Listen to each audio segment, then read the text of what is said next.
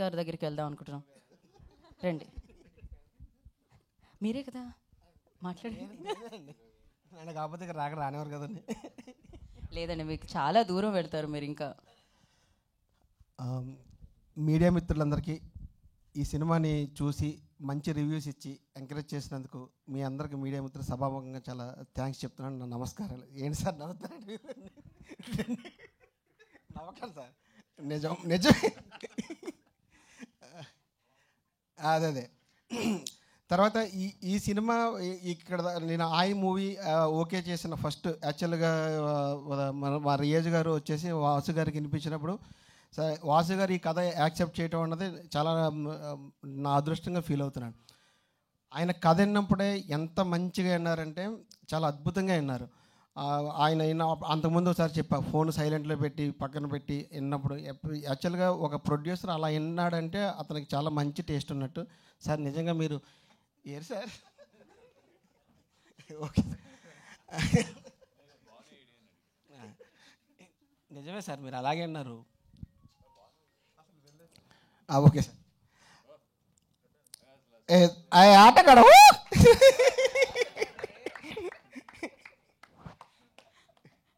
ఏదో ఒకసారి మీరంటే బాగుంటుంది, నేనంటే అది మళ్ళీ ట్రోల్ చేస్తారు నా ఫోటో వేసి. మరి ఆటగాడే అదే అన్నమాట. ఓకే, వస్తా. ఆయన చేతిలో మైక్ ఇద్దాం ఇప్పుడు కొంతసేపు.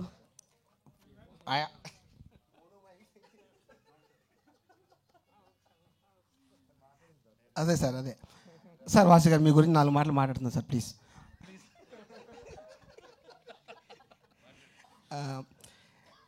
తర్వాత సరే కథ ఓకే చేశారు, అంత హ్యాపీగా ఫీల్ అయిన టైంలో మొత్తం మీద కొన్ని అనివార్య కారణాల వల్ల 1 సంవత్సరం పాటు ఆఫీసులో కూర్చోబెట్టారు. ఆ టైం తీసుకొని మొత్తం మీద షూటింగ్ వెళ్ళిన తర్వాత ఆయన చాలా యాక్చువల్గా లాస్ట్లో ఇప్పుడు ఈ 20 నిమిషాల ఎమోషన్ గురించి ఏదైతే మాట్లాడుతున్నారో జనాలు, కామెడీ అంతా బాగుంది, పడిపడి నవ్వుతున్నారు. ఆ ఎమోషన్ ఇట్లా ఉండటానికి మెయిన్ కారణం బన్నీవాస్ గారండి. బన్నీవాస్ గారు ఏంటంటే మనం ఎంత నవ్వించినా ఏదో ఒక చివరిలో ఏదో ఒకటి చెప్పాలని చెప్పి నా చేత బలవంతంగా ఎమోషన్ని తీయించారు. అది స్క్రీన్ మీద బాగా వర్కౌట్ అయిందని నేను ఫీల్ అవుతున్నాను. తర్వాత ఆయన ఎంత మంచి హ్యూమన్ బీయింగ్. యాక్చువల్గా ఏంటంటే మా లిఖిత్ అని ఒక ఎవిడ్ అసిస్టెంట్ ఉంటాడు, అది ఆపరేటర్. పాప అతనికి చెవి వినపడకపోతే ఆ రిలీజ్ ఒక 2 రోజులు ముందన్నా సరే, రిలీజ్ ఏం కాదులే కానీ ముందు నువ్వు వెళ్ళి ఆపరేషన్ చేయించుకో అని చెప్పి ఆయనకు ఆపరేషన్ అంత హ్యూమన్ బీయింగ్ ఆలోచించారు. తర్వాత మంచి హ్యూమన్ బీయింగ్. తర్వాత ఆయన ఏంటంటే అటుపక్క పవన్ కళ్యాణ్ గారిని, ఇటుపక్క అల్లు అర్జున్ గారిని, ఇటుపక్క అందరినీ మేనేజ్ చేస్తారు.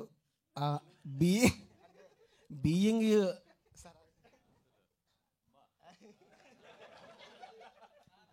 అది లైవ్ కదా, లేదు యా, అదే being sir.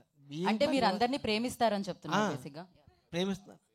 Okay, being Bunny Vas గారుగా ఉండడం చాలా సార్. ఓకే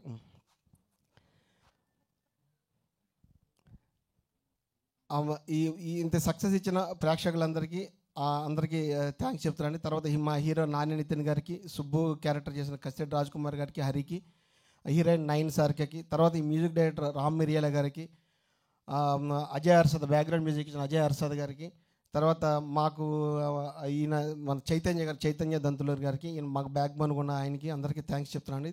తర్వాత మా కెమెరామెన్ సమీర్ కళ్యాణ్ గారికి, ఇంత బ్యూటిఫుల్ విజువల్స్ చూస్తారు దాన్ని చూడటానికి కారణమైన ఆయన సమీర్ కళ్యాణ్ గారికి, తర్వాత మా ఆర్ట్ డైరెక్టర్ కిరణ్ మన్నే గారికి, తర్వాత మా direction department co director Ram Naresh గారికి, తర్వాత అక్షయ్, వంశీ, శంకర్, వీళ్ళకి అందరికీ థ్యాంక్స్ చెప్తున్నాను. చాలా హార్ట్ఫుల్గా పనిచేశారు. అందరికీ ఇంత సక్సెస్ చేస్తున్న మీ అందరికీ, ఆ ప్రేక్షకులందరికీ థ్యాంక్స్ అండి. మా కో ప్రొడ్యూసర్ భాను గారు సార్ రావాలి సార్.